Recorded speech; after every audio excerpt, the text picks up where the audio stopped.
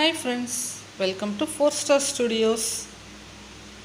இன்றைக்கி இந்த வீடியோவில் ரொம்ப டேஸ்டியான மீல் மேக்கர் வச்சு ஒரு சூப்பரான ஒரு ஃப்ரை, மீல் மேக்கர் ஃப்ரை இல்லைனா மீல் மேக்கர் மசாலா எப்படி செய்யலான்னு பார்க்கலாம். இது நீங்கள் நான்வெஜ் டேஸ்ட்லேயே சூப்பராக செய்கிறதுக்கு ஒரு மசாலா அரைச்சி நம்ம செய்ய போகிறோம். ரொம்ப சிம்பிளான மெத்தட் தான். ஆனால் நீங்கள் இதை டேஸ்ட் பண்ணி பார்த்தீங்க அப்படின்னா சிக்கன் மசாலா மாதிரியே உங்களுக்கு ரொம்ப சூப்பரான ஒரு டேஸ்ட்டில் இருக்கும். தோசை, சப்பாத்தி, அப்புறம் எல்லா விதமான வெரைட்டி ரைஸ், சாம்பார் சாதம், எது கூட வேணாலும், தயிர் சாதம் எல்லாத்தோடையுமே இது ஒரு சூப்பரான காம்பினேஷனாக இருக்கும். இப்போ வாங்க இந்த மீல் மேக்கர் வச்சு நம்ம இந்த மசாலா செய்கிறதுக்கு தேவையான அளவுக்கு ஒரு 3லேருந்து 4 கிளாஸ் அளவுக்கு தண்ணி சேர்த்து ஒரு பாத்திரத்தில் ஒரு அரை டீஸ்பூன் அளவுக்கு உப்பும் சேர்த்து கொதிக்க வச்சுக்கலாம். நான் இன்றைக்கி இந்த மாதிரி சின்ன சைஸில் இருக்கிற மீல் மேக்கர் இல்லைனா இது சோயா சங்க்ஸ்ன்னு கூட சொல்லுவாங்க, இதை எடுத்துருக்கேன். நீங்கள் இது மாதிரி எடுத்துக்கிட்டாலும் எடுத்துக்கலாம். இதுலேயே கொஞ்சம் பெரிய சைஸ் கிடைக்கும், அதுவும் எடுத்துக்கலாம். இது நம்ம கட் பண்ண வேண்டிய அவசியம் கிடையாது. இது அப்படியே நம்ம எடுத்து சாப்பிட்றதுக்கு ரொம்ப சூப்பராக இருக்கும். நீங்கள் சின்னது பெருசு எது உங்களுக்கு விருப்பமோ அதை யூஸ் பண்ணிக்கோங்க.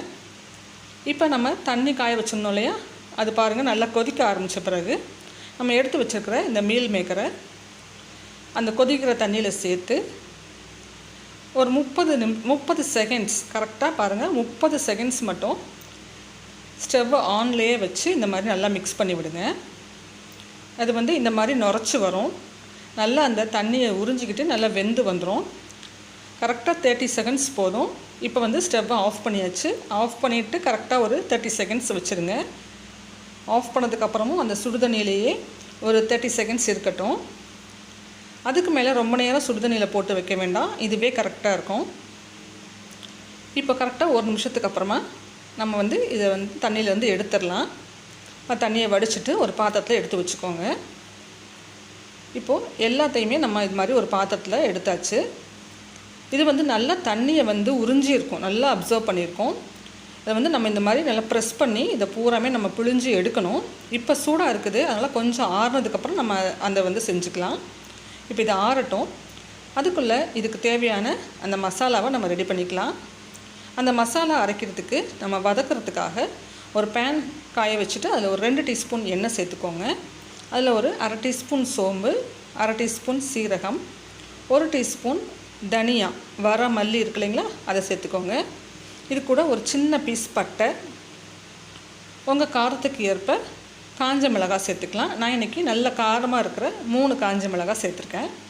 இப்போ இது எல்லாத்தையும் சேர்த்துட்டு ஒரு 2 நிமிஷம் போல் நல்லா இந்த எண்ணெயில் நல்லா ஃப்ரை ஆகிற மாதிரி வதக்கி விட்டுக்கோங்க. இது நல்லா வறுபட்டு வாசனை வர ஆரம்பிக்கும் போது பாதி வெங்காயத்துலேயும் பாதி வெங்காயம், ஒரு வெங்காயத்தை பாதியாக கட் பண்ணிவிட்டு அந்த பாதி வெங்காயத்துலேயும் பாதி வெங்காயத்தை மட்டும் இது மாதிரி ரஃப்பாக கட் பண்ணி இதில் சேர்த்துக்கோங்க. ரொம்ப அதிகமாக வெங்காயம் போட வேண்டாம். இப்போ பெரிய வெங்காயம் சேர்த்துருக்கேன் நான், சேர்த்துட்டு அதையும் சேர்த்து ஒரு 2 நிமிஷம் நல்லா வதக்கிட்டு வெங்காயம் நல்லா வதங்கி வந்ததுக்கப்புறம் ஸ்டவ் ஆஃப் பண்ணி நம்ம இதை ஆற வச்சுக்கலாம். பாருங்கள், இப்போ இது நல்லா ஆறட்டும். இப்போ நம்ம வடிகட்டி எடுத்து வச்சுருந்தோம் இல்லையா, அந்த மீல் மேக்கர் பாருங்கள் இந்த மாதிரி நல்லா பிழிஞ்சு எடுத்துக்கணும். அப்போ அதில் இருக்கிற எக்ஸஸாக இருக்கிற தண்ணி பூரா நமக்கு இந்த மாதிரி வெளியில் வந்துடும். இந்த மாதிரி புழிஞ்சு ரெடி பண்ணிக்கிட்டால் தான் நம்ம செய்கிற அந்த மசாலா, நம்ம போடுற அந்த மசாலாவை இந்த சோயா சங்க்ஸ் அப்சர்வ் பண்ணிக்கும். அப்படி இல்லாமல் இந்த தண்ணியோடையே சேர்த்துட்டிங்க அப்படின்னா சதன்னு ரொம்ப தண்ணியாகிடும். நம்ம போடுற மசாலா எதுவுமே உள்ளே சார்ந்து இருக்காது. இதை தனியாக இது மாதிரி புழிஞ்சு வச்சுக்கிட்டால் போதும். ப்ளெயின் வாட்டர்லலாம் நம்ம வாஷ் பண்ணணுங்கிற அவசியம் கிடையாது. இப்போ நம்ம வதக்கி வச்சுருந்த மசாலா நல்லா ஆறிடுச்சு. அதை ஒரு மிக்ஸி ஜாரில் மாற்றிட்டு ஒரு 5 பல் பூண்டு, 1/4 இன்ச் அளவுக்கு இஞ்சி, இது 2ஐயும் சேர்த்து தேவையான அளவுக்கு தண்ணி சேர்த்து நல்லா நைஸாக இந்த மாதிரி பேஸ்ட்டாக அரைச்சிக்கோங்க. இந்த மசாலா அரைச்ச உடனே நல்ல ஒரு சூப்பரான வாசனையாக இருக்கும். இப்போ வாங்க நம்ம இந்த ஃப்ரையை செஞ்சுக்கலாம். இப்போ இதுக்கு அந்த மசாலாவுக்கு வதக்கணும் இல்லையா, அதே பாத்திரத்தில் ஒரு 4 டேபிள் ஸ்பூன் அளவுக்கு எண்ணெய் சேர்த்து கொஞ்சமாக ஒரு 1/4 டீஸ்பூன் சோம்பு, 1/4 டீஸ்பூன் சீரகம், இது 2 சேர்த்து நல்லா வதக்கிட்டு ஒரு பெரிய வெங்காயம் கட் பண்ணி சேர்த்து நல்லா வதக்கி விட்டுக்கோங்க. தாளிப்புக்கு சோம்பு சீரகம் கொஞ்சமாக போட்டால் போதும், ஏன்னா நம்ம ஏற்கனவே சேர்த்து வதக்கி அரைச்சிருக்கோம் மசாலாவில். இப்போ வெங்காயம் நல்லா வதங்கின பிறகு தக்காளி சேர்த்துக்கலாம். தக்காளி நல்ல மீடியம் சைஸில் ஒரு பழமான தக்காளி சேர்த்துக்கோங்க, ரொம்ப அதிகமாக சேர்க்க வேண்டாம். தக்காளி சேர்த்து வதங்கும் போது உப்பு சேர்த்துக்கலாம். இந்த மீல் மேக்கர் ரெசிபிக்கு தேவையான அளவுக்கு இப்போவே உப்பை வந்து நம்ம சேர்த்துடலாம். உப்பு சேர்த்துட்டு நல்லா வதக்கி விட்டுக்கோங்க.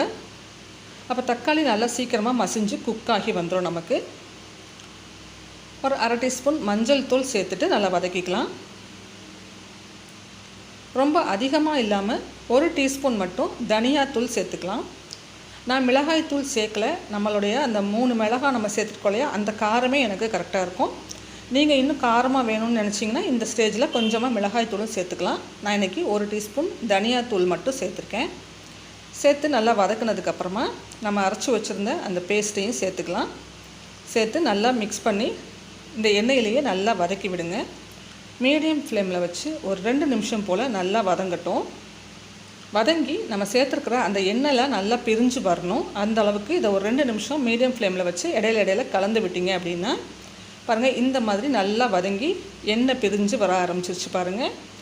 இந்த ஸ்டேஜில் நம்ம பிழிஞ்சு எடுத்து வச்சுருக்கோம் இல்லையா அந்த மீல் மேக்கர் சோயா சங்க்ஸ் இருக்குல்ல, இந்த பாருங்கள் இந்த மாதிரி ட்ரையாக இருக்கணும். இப்போ அதை சேர்த்து நல்லா ஒரு தடவை மிக்ஸ் பண்ணி விட்டுடலாம்.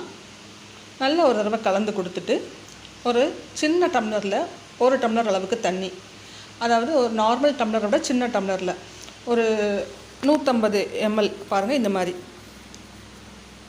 தண்ணி சேர்த்துக்கோங்க. நல்லா மிக்ஸ் பண்ணி கலந்து கொடுத்ததுக்கப்புறமா ஒரு 150 ml மட்டும் தண்ணி சேர்த்து, ரொம்ப அதிகமாக சேர்க்க வேண்டாம். நல்லா இது மாதிரி மிக்ஸ் பண்ணி விட்டுட்டு இந்த ஸ்டேஜில் உப்பு செக் பண்ணி பார்த்துட்டு தேவையாக இருந்தால் போட்டுக்கோங்க. எனக்கு கரெக்டாக இருக்குது. இப்போ நான் இதை ஒரு மூடி போட்டு ஒரு 5 நிமிஷம் போல் மீடியம் ஃப்ளேமில் வேக வச்சுக்கிறேன். 5 நிமிஷத்துக்கு அப்புறமா பார்த்திங்கன்னா நம்ம ரெடி பண்ண அந்த மசாலா எல்லாத்தையுமே, அந்த ஃப்ளேவர்ஸ் ஃபுல்லாத்தையும் இந்த சோயா சங்க்ஸ் வந்து நல்லா அப்சர்வ் பண்ணியிருக்கோம். 5 நிமிஷத்துக்கு அப்புறமா ஓப்பன் பேன்லேயே இன்னொரு 2-3 நிமிஷம் வச்சு நல்லா கலந்து கொடுத்தீங்க அப்படின்னா இந்த மாதிரி எக்ஸஸாக தண்ணியெல்லாம் எதுவும் இல்லாமல் சூப்பராக ட்ரையாக வந்துடும். இதை ரொம்ப ட்ரையாக ஆக்கிட வேண்டாம். ஓரளவு இந்த மாதிரி இருக்கும்போதே எடுத்துட்டிங்கன்னா சூப்பராக இருக்கும். சிக்கன் டேஸ்ட்லேயே நீங்கள் நான்வெஜ் செய்யாத டைமில் இதை செஞ்சீங்க அப்படின்னா சிக்கன் டேஸ்ட்லேயே சூப்பராக இருக்கும். நான் சொன்ன மாதிரி எல்லா விதமான டிஃபன்ஸ் அப்புறம் சாதம் வெரைட்டிஸோடு சூப்பராக இருக்கும். கண்டிப்பாக இந்த மீல் மேக்கர் ரெசிபி ட்ரை பண்ணி பாருங்கள். உங்களுக்கு இந்த வீடியோ பிடிச்சிருக்குன்னு நினச்சிங்கன்னா இந்த வீடியோவுக்கு கண்டிப்பாக ஒரு லைக் கொடுத்துடுங்க. இது மாதிரி நிறைய யூஸ்ஃபுல்லான வீடியோஸ்க்கு நம்ம சேனல் 4 Star Studios சப்ஸ்கிரைப் பண்ணி வச்சுக்கோங்க. தேங்க்யூ.